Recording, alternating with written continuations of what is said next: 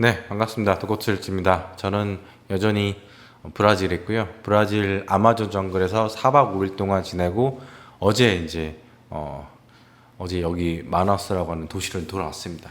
돌아와도요, 모기들과의 전쟁은 여전하고요. 저는 한 40방 정도 물린 것 같아요. 뭐 지금 여기 한 2박 하면서 좀 모기 약 좀 엄청나게 바르고 그러면서 좀 회복을 하는 그런 중이고, 다리 이런 데는 말할 것도 없고 막 엉덩이 사타구니 그냥 작살이죠, 작살. 근데 뭐 다른 분들은 막 300방 물렸다, 막 200방 물렸다 이런 분들 많은데 저는 이유는 모르겠는데 지금 우기긴 우기거든요. 우기에서 이제 피크 찍고 좀 내려오는 그런 단계인데 아무튼 그렇게 많이 물린 것 같지는 않아요. 그래서 오늘 오전에 마트 가가지고 거기서 이제 약 같은 거 사가지고 지금 바르고 이렇게 쉬고 있습니다. 회복 중입니다. 회복 중.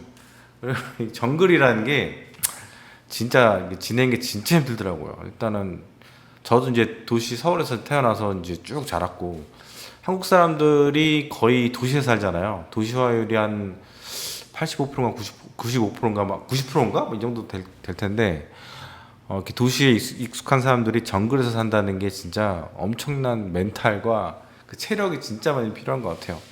일단은 너무너무 습하고 한 습도가 한 200%는 되는 것 같아요. 거기서 산다는 게 진짜 쉬운 게 아니고, 또 식수 같은 경우에는 그 뭐 생수를 사서 마시긴 하는데 저기 뭐 우리가 세수하거나 막 빨래하거나 이런 물은요, 그냥 강물을 그냥 그대로 쓰거든요. 근데 그 강물이 아마존 지류에 있는 강물이었는데 탁해요. 그러니까 흙이 좀 섞여 있는 물이야. 그래서 지금 제가 이틀째 지금 샤워를 하는데도 불구하고요, 여기 오들오들해요. 이유는 모르겠어.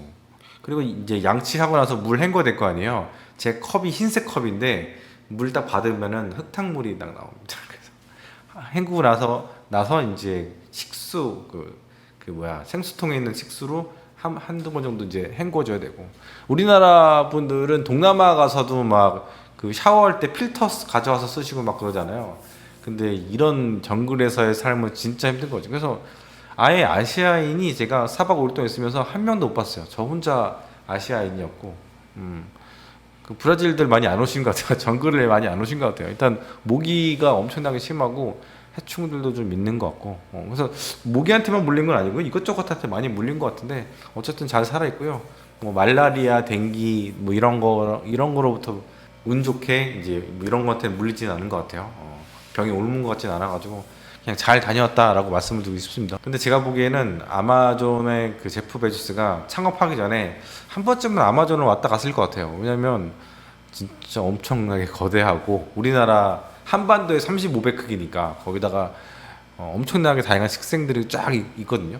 보시면은 와서 보시면 야, 스케일이 장난 아니구나. 진짜 그런 생각이 드실 거예요. 한번 죽기 전에 한번 와보신 것도 괜찮지 않나 그런 생각이 듭니다. 아무튼간에 지금 그 아마존도 그 제프 베조스의 아마존도 중국이라는 나라의 더 거대한 그 생태계로 이렇게 잠식이 조금씩 되는 거 아닌가 하는 생각도 들고, 프라임 회원 있잖아요. 프라임 회원 숫자가 점점 줄고 있대요.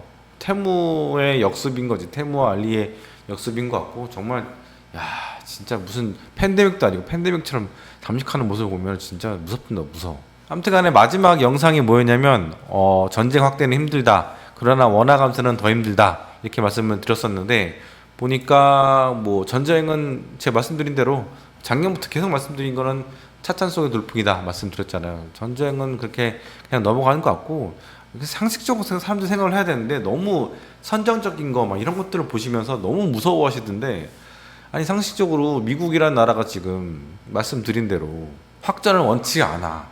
그리고 이란도 확전을 원치 않고, 그리고 영국과 프랑스도 당연히 원치 않겠죠. 그 나라들도 지금 재정 상태가 좋은 게 아닌데, 모든 나라가 지금 재정 상태가 좋은 상태가 아니잖아요. 정부들이. 그런 상황에서 무슨 돈으로 전쟁을 하겠어요. 돈이 없단 말이죠. 그리고 이스라엘도 지금 상태가 이렇게 막 좋은 건 아니잖아요. 전쟁이 나고 있기 때문에.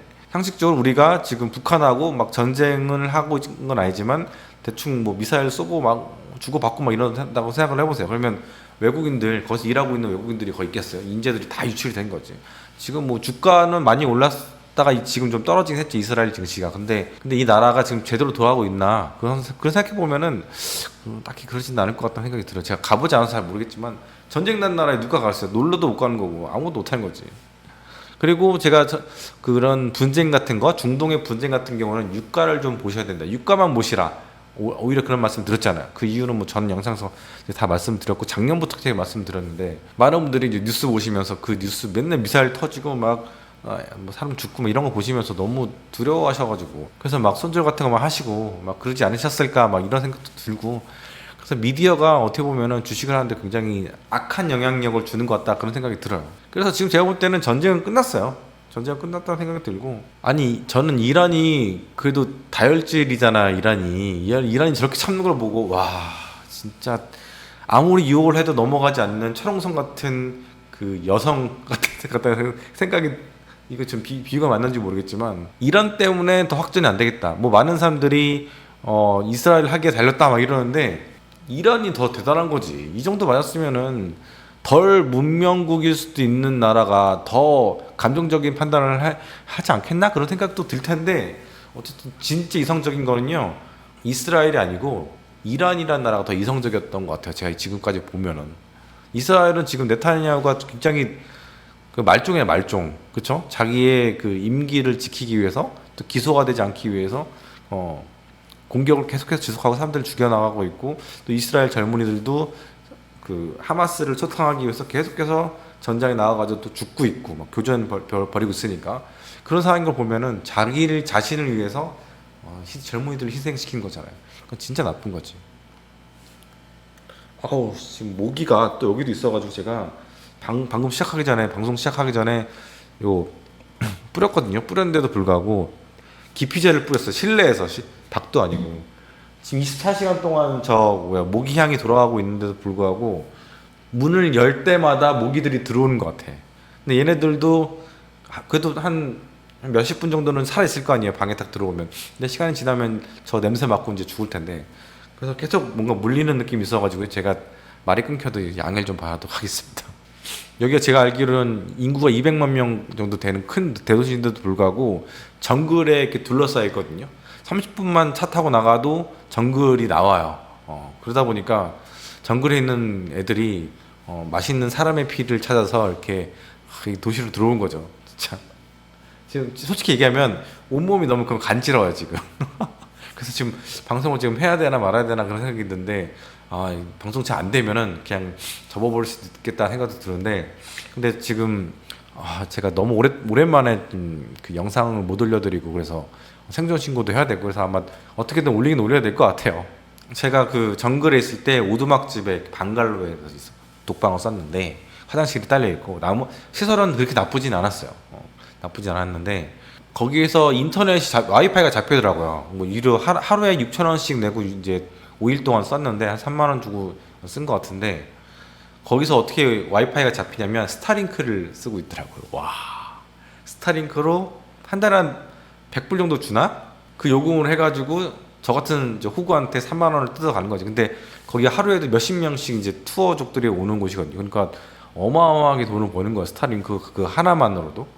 진짜 엄청난 비즈니스긴 했는데, 물론 거기는 어떻게 가냐면은 차를 타고 항구로 가서 항구에서 배를 타고, 그 다음에 또 차를 타서 쭉 비포장도를 달린 다음에 또 배를 타고 강 어귀에 어디 강가에 있는 그런 집에 가는 거거든요. 그 모든 교통수단은 그 정글 안에서는 그 도로가 없기 때문에 배로만 다녀야 되는 그런 상황이거든요. 아무튼 자꾸 제가 이제 아마존에 있다 보니까 자꾸 아마존 얘기로 이렇게 이야기가 자꾸 빠지는데, 제가 이제 저녁에 이제 투어가 한 6시쯤 끝나면 밤이 6시면 다 어두워지기 때문에 나가기 힘들거든요. 물론 이제 야간 투어가 있는 경우도 있긴 하지만, 왜냐면 동물들이라든가 곤충들이 야행성이 되게 많아요. 적들한테 보이지 않기 위해서 야간에 움직여가지고 먹이를 잡아먹는 거다거나 막 이런 경우가 되게 많은데, 대체로 이제 저녁에는 할 게 없으니까 이제 방에 딱 침대에 누워가지고 유튜브를 딱 키는 거죠. 유튜브. 아니 뭐 노트북도 안 갖고 갔으니까 그냥 짐 되니까 계속해서 이동하고 짐 들고 이동하는데 노트북 같이 무거운 걸 들고 가면 안 되죠. 드론 하나는 그래도 이제 전 유튜버니까 드론을 갖고 왔지만, 하여튼 그래가지고 제가 유튜브 보다가 연초에 내가 무슨 얘기했었지 싶어가지고 연초에 그 영상을 한번 틀어봤어요. 영상을 보니까 그런 얘기를 했더라고요.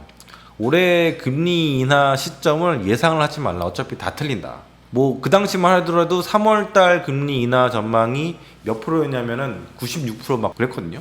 작년 말에서 연초까지. 저는 이제 그 3월 인하는 터무니없다 얘기를 했었고, 그건 너무 희망 고문? 희망이 섞인 그런 예측이다. 그리고 그런 예측에 따라서 주식시장도 올라가고 있다. 이렇게 말씀을 드렸었던 거고, 정확하게 맞아 들었죠. 맞아 들었고, 계속해서 이제 미뤄지면서 가장 손해를 많이 보신 분들은 채권 ETF를 사신 분들이 지금 계속해서 손해를 보고 있는 상황이고, 그래서 채권은 위험 자산이기 때문에 채권 투자는 진짜 신중해야 된다는 얘기도 작년부터 계속 드리고 있는 것들이고, 틀린 게 있다면 이제 상업용 부동산이 계속해서 문제가 안 터지고 뒤로 밀리고 있는 상황인데, 이것도 아직 끝날 때까지 끝난 건 아닌 거라 저는 보고 있습니다. 엔비디아 주가가 이제 폭락을 했잖아요. 제가 이제 그 투어를 하면서 영어가 되는 브라질 친구가 옆에 있어가지고 얘기를 하다 보니까 자기는 상파울로에 있는 증권사에서 HTF 하이 프리퀀시 트레이딩을 하는 사람이라는 거여서 깜짝 놀랐지. 그래서 나름 동종업계 파이낸스에 있는 사람, 저도 이제 파이낸스에 있었으니까 그래서 되게 재밌게 얘기했었는데, 본인이 보기에도 시장에 크래시가 더 있을 것 같다라는 얘기를 하더라고요. 지금 주식시장 올라온 것 자체도 버블처럼 느껴지는 부분도 있고, 한 번은 큰 조정이 있는 상태에서 그 다음에 털고 가지 않을까 그렇게 보고 있다고 하더라고요. 그래서 이제 엔비디아 얘기를 좀 했는데, 그래서 엔비디아가 큰 이제 조정이 있었고 오늘은 좀 반등이 있었는데, 엔비디아 주가에 대해서 제가 계속해서 말씀드렸던 거는 뭐냐면, 그 어느 정도 이제 AI 그 데이터 센터 그 설립이 마무리가 되면 AI 반도체 부분에 대한 주문에 대한 딜레이가 줄고 폭등한 가격도 내려올 거다. 그렇게 되면은 주가 자체가 비싸게 느껴질 거다. 그 얘기를 좀 계속해서 왔었거든요. 근데 일부 이제 분들 중에서 이제 이공대에 계신 분, 이과에 계신 분, 아니면 그쪽 업계에 계신 분들, 그런 분들이 엔비디아의 기술은 지금 대체가 불가능할 정도로의 엄청난 기술이기 때문에 엔비디아 주식은 이제 끝없이 가게 될 거다, 이렇게 얘기를 하시더라고요. 근데 테슬라가 전기차가 처음 나왔을 때는 테슬라 전기차를 따라올 수 있는 그런 그 차량들이 하나도 없었잖아요. 점유율이 95%막 이랬단 말이에요. 근데 지금 보세요. 지금 보면은 세상이 바뀌었잖아요. 그렇죠? 굉장히 빠른 팔로워들이 나타났고, 또 그 팔로워들이 굉장한 또 혁신을 좀 내고 있는 그런 상황이고, 지금은 당장은 엔비디아가 난공불락처럼 느껴지긴 하겠지만 틈새를 노리고 들어오는 친구들도 굉장히 많고, 또 다른 혁신이 나올 수도 있기 때문에 전 이 기술의 진보와 기술의 그 트렌드는요 늘 바뀐다고 보고 있거든요.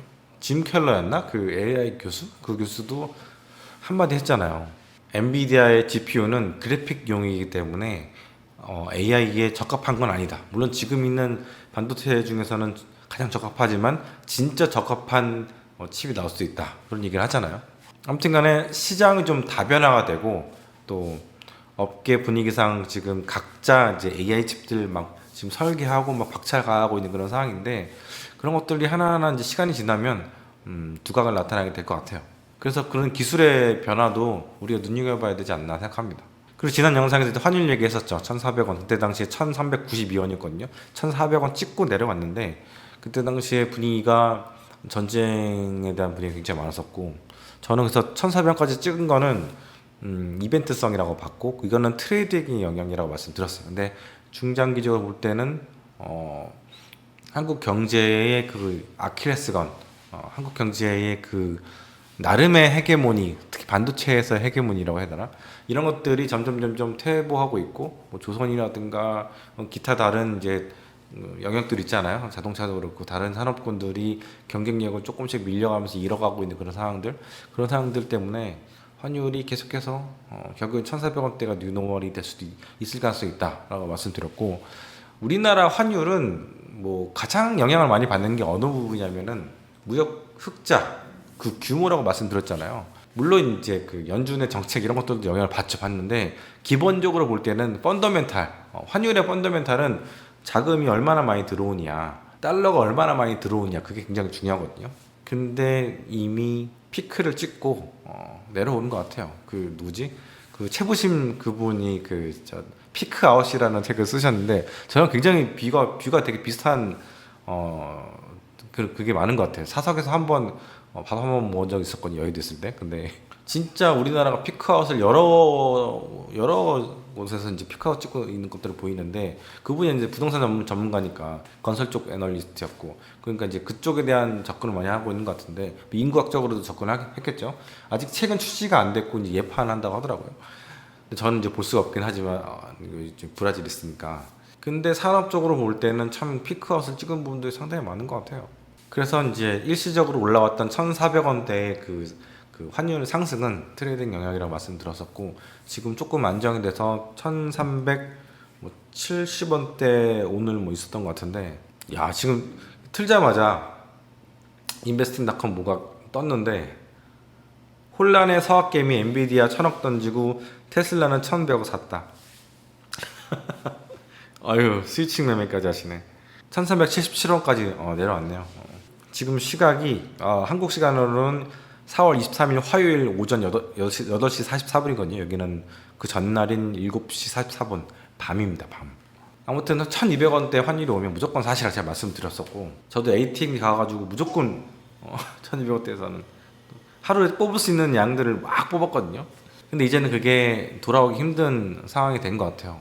우리나라 무역 흑자가 예전처럼 그렇게 어마무시한 막 100조 이상 되는 그 자금을 흡입하는 그런 체력을 완전히 이제 잃어버린 것 같기도 하고 크립토 쪽에 있는 사람들, 코인 쪽에 있는 사람들이 늘 이제 달러 망한다 하는데 이 매크로의 젬병인 사람들이 무슨 그런 매크로를 노라고 통화를 노라고 달러를 노라는지 참 어안이 벙벙하긴 한데 달러가 이렇게 굳건하게 잘했잖아요. 달러는 대체 불가통화예요.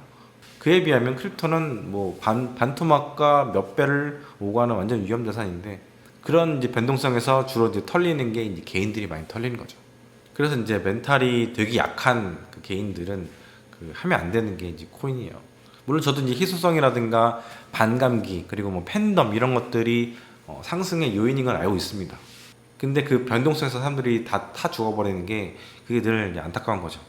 아무튼 늘 말씀드리지만 그 10억 정도 이상의 자산이 있는 분들이 아니라면요 환을 가지고 내가 어떻게 막 해보겠다 그렇게 하실 필요는 없을 것 같아요. 왜냐면 환이 뭐 1,300원, 1,400원 왔다 갔다 한다 하더라도 그 움직이는 폭이 그렇게 크지가 않아요. 그리고 이제 스프레드가 있잖아요. 스프레드가 있기 때문에 그런 것까지 감안하고 뭐 수수료 이런 것도 감안하고 이러면은 사실 손에 쥐는 게 별로 없어요. 그러니까 노력에 비해서 뭐 트레이딩에 비해서 별로 남는 게 없어요. 차라리 그냥 미국 주식을 하시는 게 훨씬 낫다.